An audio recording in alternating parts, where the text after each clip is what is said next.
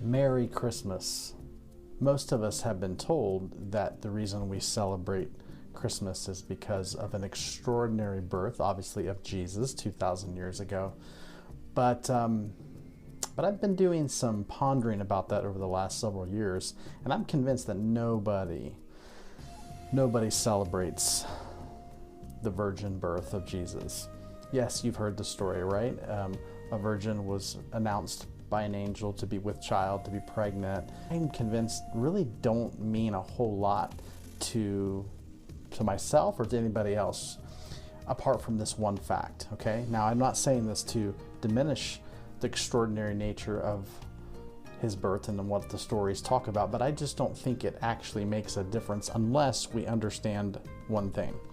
See, the reason Jesus' birth is celebrated is not because his birth was extraordinary. No, it's really because his life was extraordinary. Think about it for a moment. Let's say Jesus was born of a virgin and his birth was celebrated by people who came from miles around. And then let's say this person grew up to be, somebody driven by survival.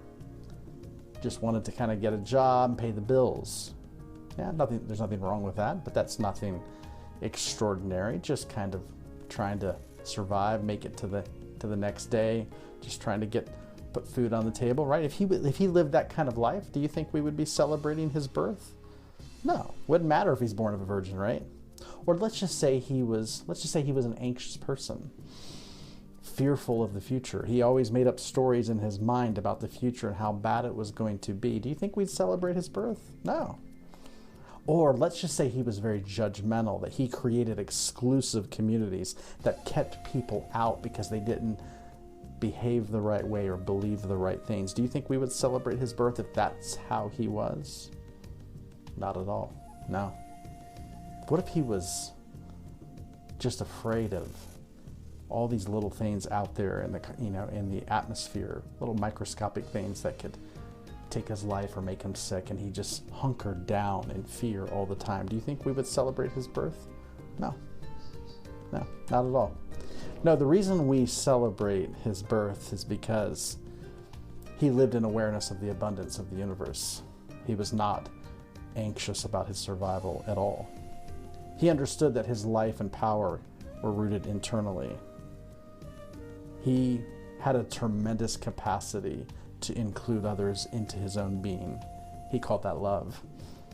He was profoundly non-anxious about the future because he lived in awareness and in awe of this moment. See, that's why we celebrate his birth, because he lived in an extraordinary way. And it wasn't just for him. He actually did it in such an ordinary way that he taught people how to live in the same way. He said, "My yoke is easy, my burden is light." No stress. That's why we celebrate his birth. So here's the thing. It doesn't really matter how you're born. And for that matter, it doesn't really matter how you die. A lot of people who, claim to follow Jesus make a big deal about his birth and his death when really they miss how he lived. Because that's the whole point.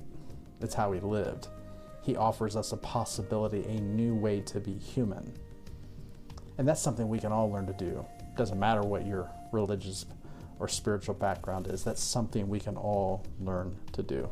And may we all learn to live in an extraordinary way so that someday people will celebrate our birth as well.